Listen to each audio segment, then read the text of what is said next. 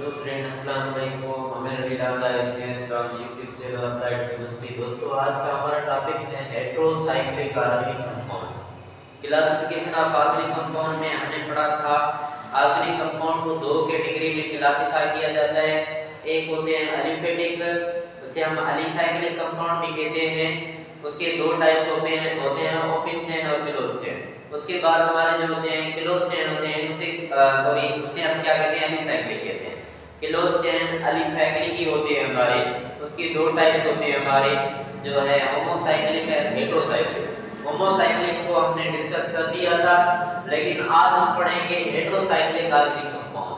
Heterocyclic organic compound क्या होता है? The compound heterocyclic are those compounds in which the ring contain at least one atom other than the carbon atom। उसमें क्या होगा कि one हमारा जो इलेक्ट्रोनेगेटिव एटम होगा, वन इलेक्ट्रोनेगेटिव एटम उसमें क्या होगा, डिफरेंट होगा। तो उसी कंपाउंड को हम क्या कहते हैं, हेटेरोसाइक्लिक ऑर्गेनिक कंपाउंड कहते हैं। मतलब साइकिल में एक हमारा कार्बन एटम जो है, मिसाल के तौर पर 5 जो है कार्बन एटम की एक रिंग है, उसी 5 रिंग में 4 कार्बन एटम में एक डिफरेंट एटम आ रहा है, तो वो क्या है, डिफरेंट इलेक्ट्रोनेगेटिव एटम है। तो वो साइक्लिक फॉर्म में होंगे, साइक्लिक ही होंगे, हेटेरोसाइक्लिक हमारे साइक्लिक फॉर्म में होंगे। लेकिन एक एटम उसमें होमो नहीं होगा, वो हेटेरो होगा। वो क्या होगा, हमारा डिफरेंट इलेक्ट्रोनेगेटिव एटम। तो इधर देखते हैं पेरिडाइन। पेरिडाइन क्या होता है कि हमारा उसमें जब हमारा बेंजीन रिंग वो होता है 6 कार्बन पे जो है मुश्तमिल होता है। बेंजीन रिंग में 6 कार्बन में से 5 एटम अगर कार्बन के हैं, छठा एटम जो है वो हमारा डिफरेंट है, वो क्या है, हमारा पेरिडाइन। वो क्या है, हमारा पेरिडाइन। उसके बाद हमारा ये क्या है कि ये 5 कार्बन एटम की क्या है, हमारी एक रिंग है। 5 कार्बन एटम में 4 हमारे कार्बन एटम जो है वो साइक्लिक फॉर्म में अरेंज किए गए, लेकिन उसमें एक जो है एटम वो डिफरेंट है, वो है हमारा सल्फर। ये क्या है, हमारा सल्फर है। तो मतलब 4 एटम कार्बन के आ रहे हैं, एक एटम सल्फर डिफरेंट है। इसी स्ट्रक्चर को हम क्या नाम देते हैं, थायोफीन कहते हैं। ये क्या है, हमारा थायोफीन।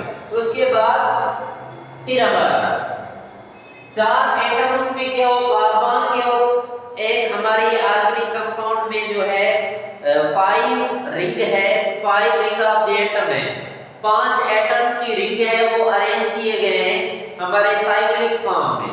उसमें 4 एटम को साइक्लिक फॉर्म में अरेंज किया गया है, लेकिन 5वां जो एटम है उसमें वो क्या है, हमारा ऑक्सीजन है। तो ऐसी स्ट्रक्चर जिसमें हमारे 4 एटम कार्बन के आ जाए, एक एटम डिफरेंट हो, उसी स्ट्रक्चर को हम क्या कहते हैं, फ्यूरेन कहते हैं। क्या कहते हैं, फ्यूरेन कहते हैं।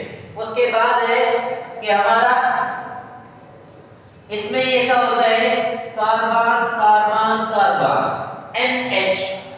इधर क्या था, N, इधर है हमारा H, N उसकी साइड में क्या है, हमारा H जो है हाइड्रोजन बॉन्ड उसके साथ क्या है, अटैच है।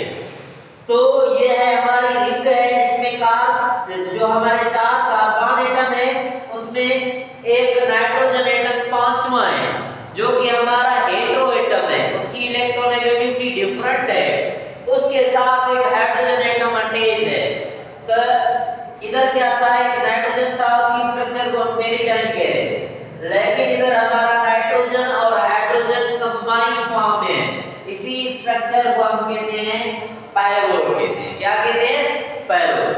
एंड जब हमारे ऑर्गेनिक कंपाउंड में कार्बन के साथ हमारे सल्फर, ऑक्सीजन, नाइट्रोजन, हाइड्रोजन, ये एलिमेंट जब कार्बन के साथ अटैच हो, डिफरेंट इलेक्ट्रोनेगेटिव एलिमेंट कार्बन के साथ अटैच हो रहे हैं हाइड्रोजन के अलावा, तो इन एलिमेंट्स की जो हमारी प्रोडक्ट्स बनती है वो क्या होती है, कुछ अलग प्रोडक्ट्स होती है। उसकी स्ट्रक्चर क्या होती है, कुछ अलग होती है। इनको मिला के हम नाम देते हैं, these are known as